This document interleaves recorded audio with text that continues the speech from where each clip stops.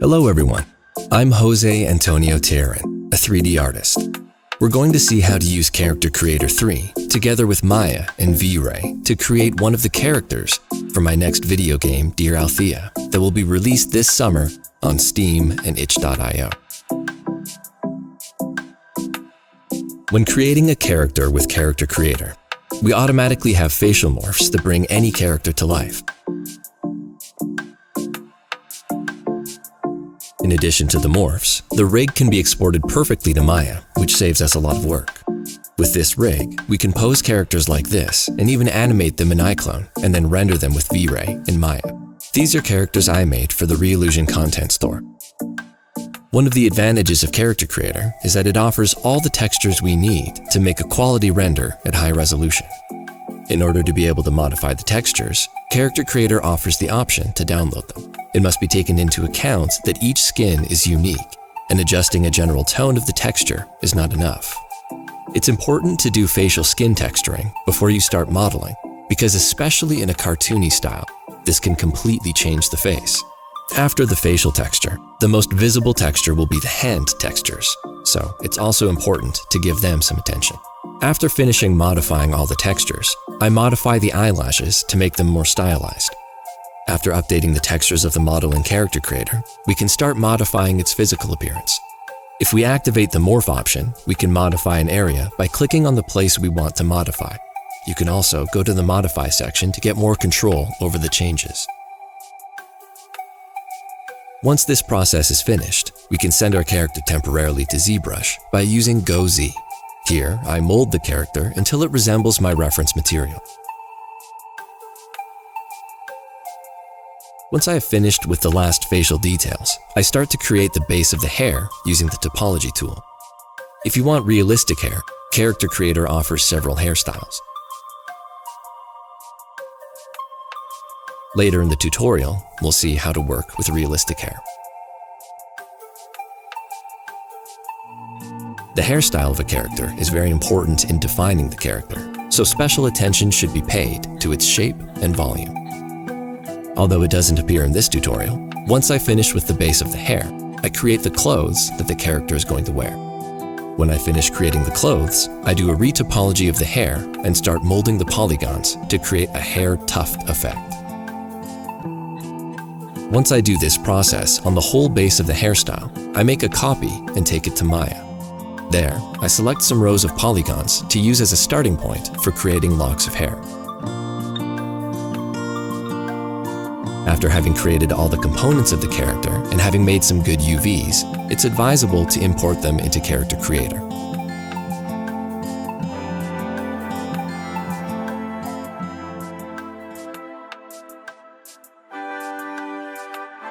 Now, we can export our character by opening the File menu and clicking on Export, and within that menu, selecting the FBX option. In this window, the most important thing is to select the Maya option. Everything else can be left as default. Once we've imported the Maya character, we have to go to the Render Settings menu. In here, click on the VRay option. In the Override section, we have to activate Viewport Subdivision to render the geometry. In the Environment section, we drop down the tab and activate the Override Environment option. If we activate the render, we can see that the scene has a basic general light. To improve the lighting quickly, we can add a sky and a sun to the scene.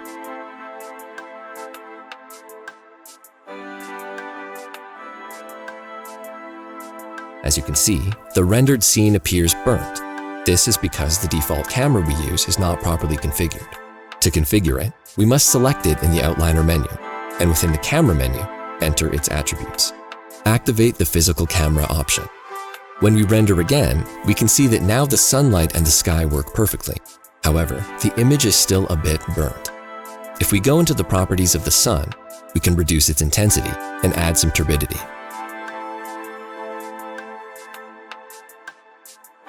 Now, let's find our textures in the folder that Character Creator has generated, or you can download them directly. The most important images for the skin are all the diffuse textures and the micro normal map that you find in the Shader Settings section.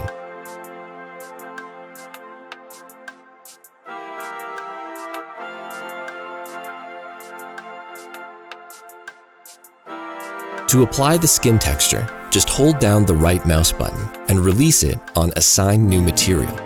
The Properties window of the image we're going to add to the material will appear. Normally, these normals are too strong. To lower the intensity, just go to the Bump Mult parameter and lower its intensity.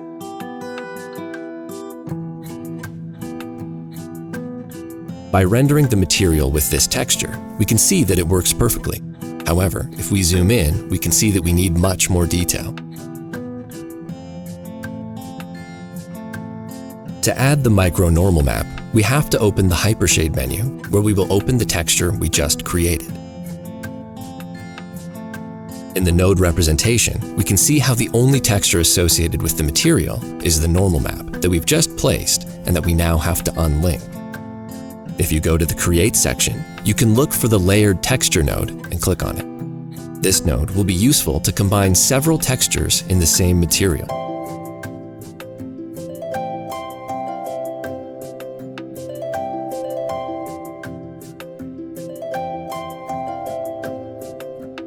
If we click on the node, we can see its menu. Inside, we can create two spaces for two textures by clicking on the Add New Item button. If we already have the textures inside Maya, we can simply drag them into the section we want. Before we continue, we have to link the OutColor parameter of the Layered node with the Bump Map parameter of our texture. To add the second texture, which would be the Micro Normal, we can simply drag it from the folder to the node window. Now, we just have to click on the Layered node and drag it as we did with the previous one to its section. Now we have both textures on the same material, but one of them covers the one below it. So for the moment, I'm going to deactivate it to leave only the Micro Normal texture. As you can see, the Micro Normal texture does not work correctly. This is because we need to reduce the size of the texture. To do so, click on the Place node of this texture. In the menu, look for Repeat UV and enter a value of approximately 40. Now, we can see that the quality of the skin has increased a lot, but we still need to combine both textures. If we go to the Blend Mode section of the Micro Normal texture within the Layered node, we can select the Add option, and then we lower the opacity of the layer. We can see how both textures have been combined.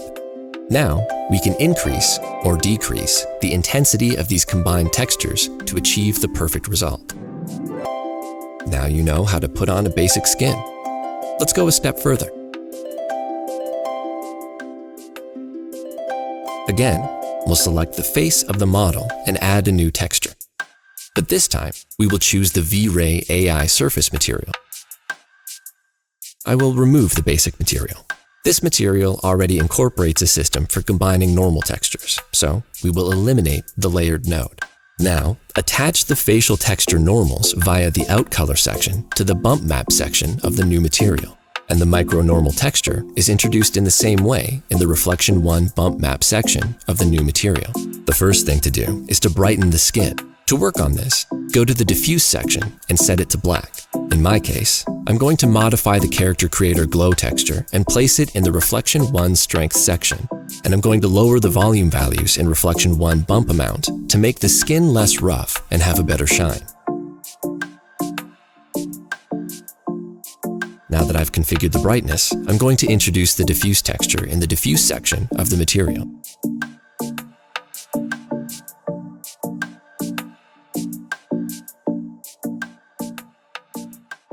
By rendering the material, we can see that although it has the diffuse texture and the glossy texture, it does not look like real skin, but like a painted sculpture. To bring it to life, we need to go to the Material section's Subsurface Scattering Density Scale. I will give it a value of 0.05 so that the effect is clearly noticeable. This allows the material to be more translucent. It allows light to pass through, but diffuse it in the same way as real skin. Then, we're going to modify the value of the Subsurface Scattering Mix section to 0.5. This will mix the fuzzy component and the subsurface scattering component. To intensify this concept, I will darken the color of Subsurface Scattering 1, but I could also try different subsurface scattering settings to get different effects, like in the dragon example.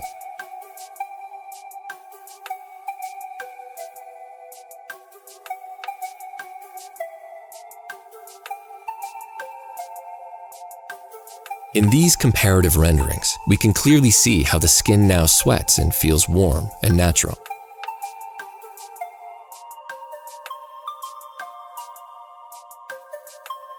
For example, if we put the ears against the light, we can see that they're much more realistic.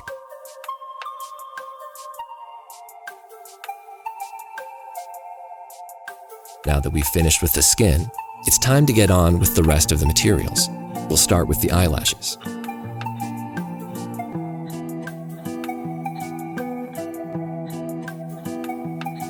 We will select the polygons of the tabs and apply a basic material as we did at the beginning of the tutorial. In my case, I just want to make some cartoon tabs, so I'm just going to change the diffuse color to black. And I'm going to apply the opacity texture I drew at the beginning in the opacity map section. If you want to make realistic eyelashes, you have to do the same steps as for realistic hair. I'm going to make a sample hairstyle. We're going to take a hairstyle from Character Creator and extract the opacity textures from the hair.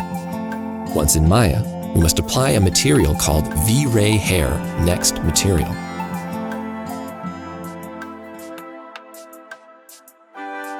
And of course, then we must apply the transparency to give the desired color to the hair.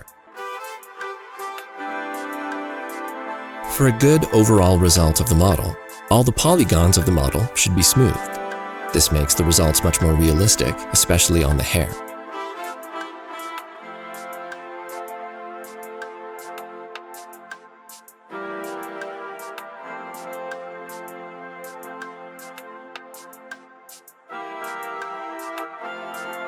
As my character style is cartoony, I choose not to put textures on the hair.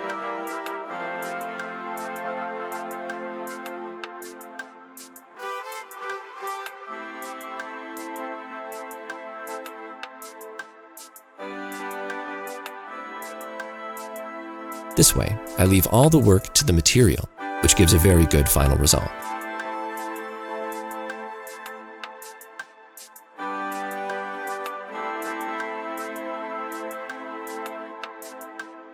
Now we come to the part that everyone easily forgets, the mouth and especially the teeth. If we select the character and hide it, we can have better access to the teeth.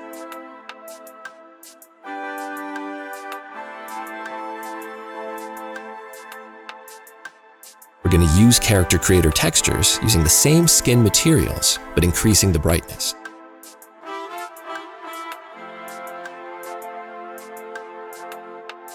However, we can see that teeth need a different material to function properly.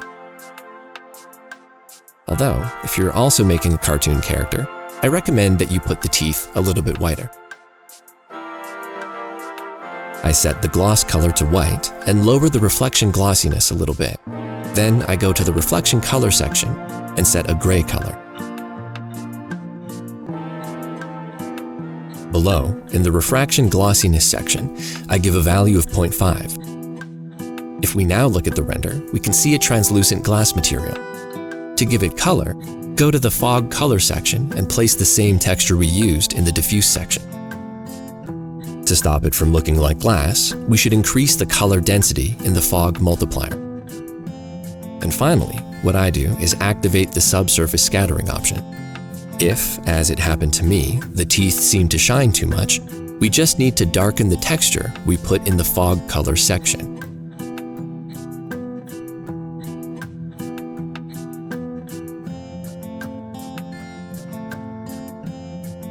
Let's go now to the texture of the eyes, which we're going to do in the cartoony style. Let's start by hiding the eye occlusion and tear line geometries. Then, I'm going to select the geometry of the two eyes and extract it. Don't worry, the eye rig will still work perfectly afterwards. I select the polygons of the geometry that I have not extracted in the form of an iris and join it to the inside.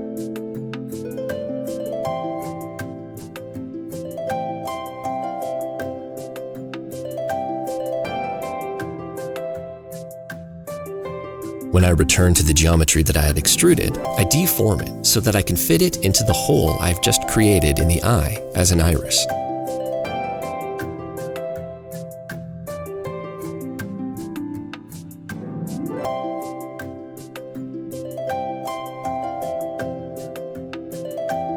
this geometry, I like to apply very colorful materials. So starting from the base material of VRay, I start to try several combinations.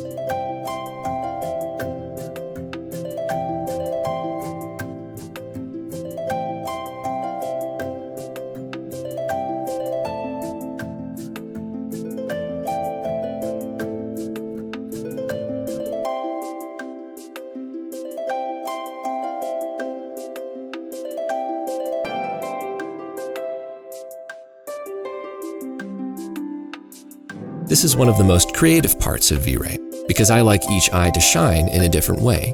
This allows me to make gem-like materials.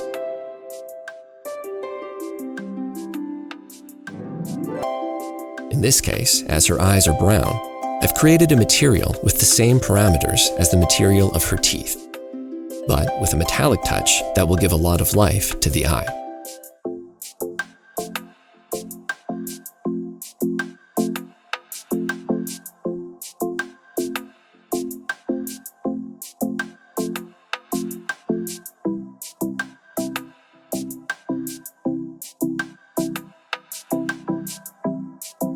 When I like the material, I select the pupil-shaped polygons and push them inside.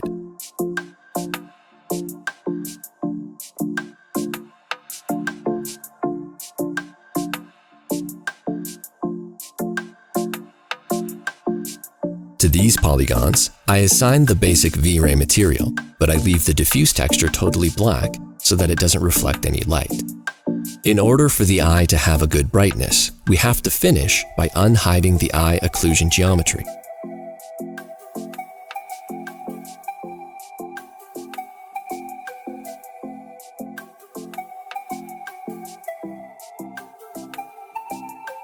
Again, the VRay base material will be perfect to create a crystalline material.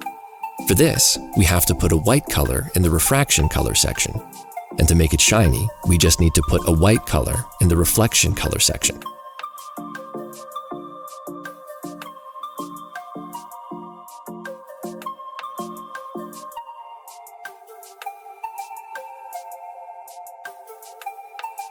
We can control the intensity of this brightness by means of the amount parameter.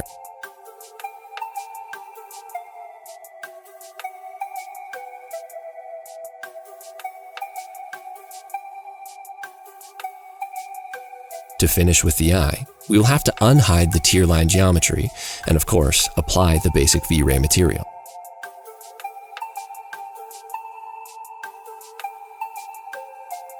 The material I use is exactly the same as the material we have just applied.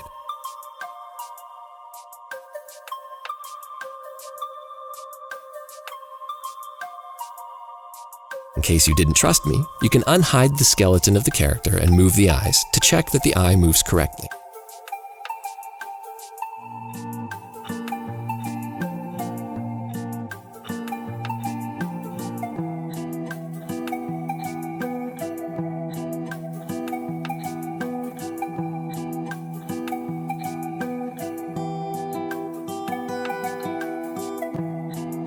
I finish the texturing section by applying the rest of the body textures with the same skin material and the same parameters.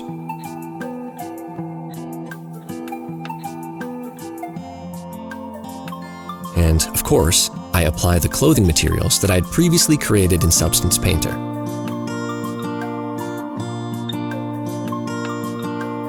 To visualize the whole rendered character, I usually apply the render inside the scene. To do this, I go to the Render menu and select VRay IPR.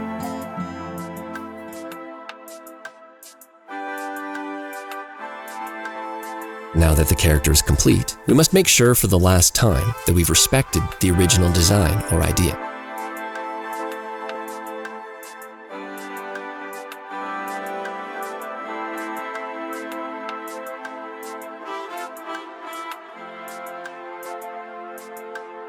We won't be able to make major changes at this stage, but we should be able to adjust some tones and brightness.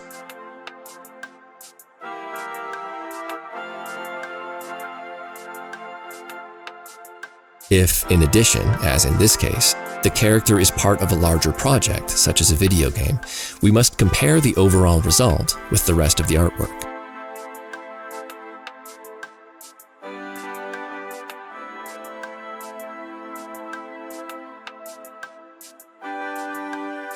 These are concepts that have to be taken into account throughout the project, and which fortunately Character Creator helps us to do.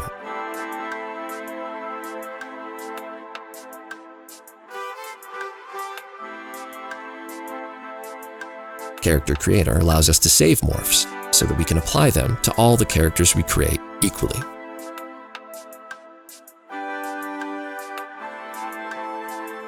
For example, if you want to make the characters with the biggest head, so you can apply the same parameter to all your characters.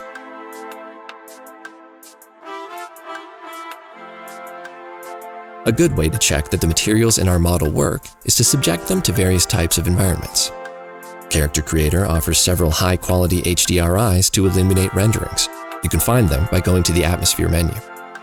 Within the IBL submenu, we can find them and search for their location on the computer by entering them and selecting Find File.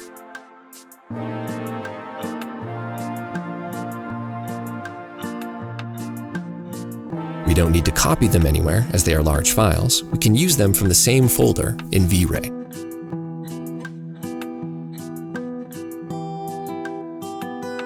To apply these backgrounds to our Maya scene, we have to go back to the Display menu Render Settings. And as in the beginning, we must go to the Overrides menu. But this time, when we enter the Environment menu, we will remove the sun and the sky.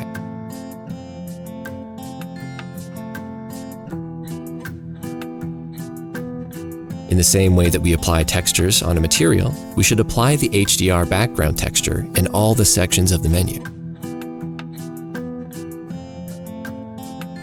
To save time, remember that you can copy and paste the address where the texture is located, so you don't have to look for it again and again.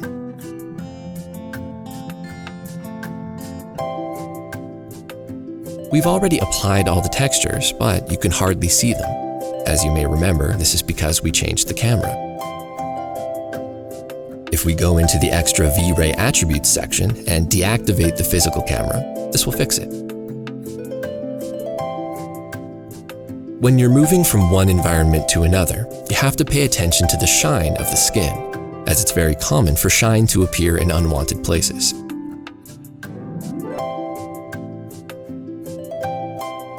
These backgrounds are not only useful in this kind of test. If you use them only as a reflection texture, they can improve a lot the quality of your render.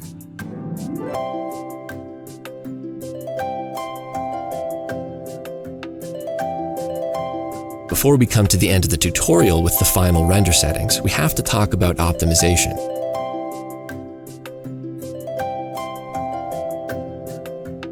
Character Creator characters are perfectly optimized to work in video games, but if in Maya we smooth the polygons of the character, we would be multiplying those polygons by up to 3, and this in a very complex scene can slow down the computer.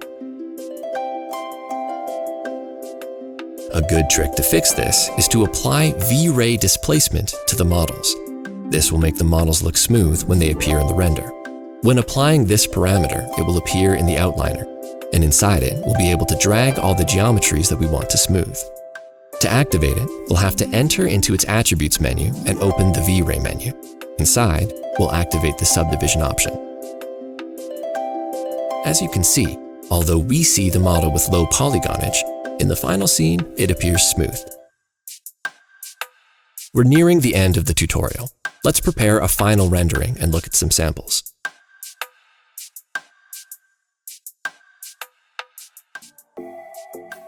To start with, let's open the Display Render Settings menu.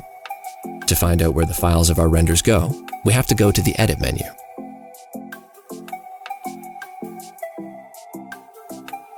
If we go into the Change Project Image directory, we'll be able to see and change the location where all the renders are stored.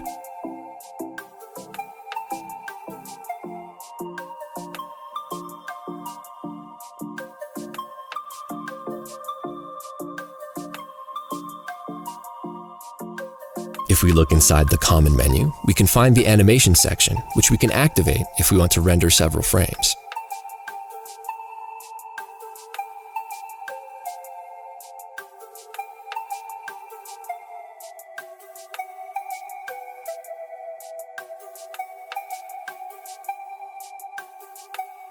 In the VRay menu, we can find the Image Sampler section. Here, we can control the subdivisions and the way the render is sampled. When a render starts, a series of rays are drawn to get the information about the geometry that will be visible in the final image. The more subdivisions we put in, the more rays there will be and the better the final image will be. However, the more rays, the longer it takes for the computer to render. You don't need to touch them. The default figures given by VRay are the optimal ones to work with both types of samplers. In a nutshell, these two types of sampler are progressive. It's mainly used to preview a render as it prioritizes speed over quality.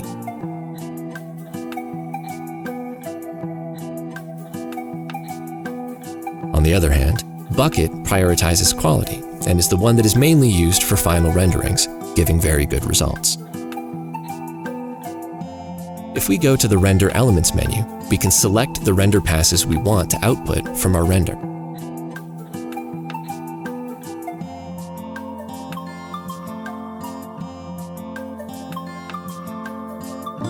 Among all of them, I recommend adding the denoiser to the render, as well as giving render passes like the diffuse.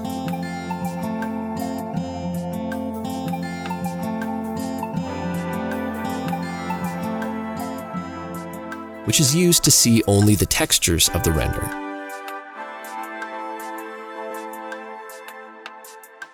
It allows us to obtain a special render pass in which, as you can see, much of the noise has been removed that otherwise would have taken hours of rendering to remove.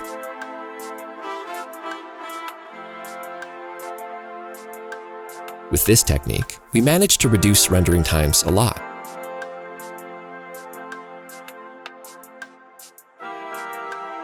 Although there is a limit to the reduction of rendering times in which denoiser begins to lose quality. Finally, it's important to see the resulting render passes in the drop-down menu in the render window. VRay allows you to take a subsurface scattering pass to get the skin material, a diffuse pass, an atmosphere pass, a GI pass, a reflect pass, a raw light pass, a reflection pass, an RGB pass, and a Z-depth pass, which is very useful, for example, for using with blur filters. If we go, for example, to After Effects or Photoshop, we can use this pass in the lens blur filter. This is the end of the tutorial. I decided to make a quick render of an animation created with iClone and rendered with VRay. Thanks to Character Creator, characters like this can be done in a week, which makes very large productions much easier. I hope you liked this tutorial. Remember that you can check out my video game, Dear Althea, on Steam. You can also consider purchasing my characters on the official Reallusion website to use them in your projects with Character Creator. Thanks for watching, and don't forget to subscribe to the channel for more Character Creator tutorials.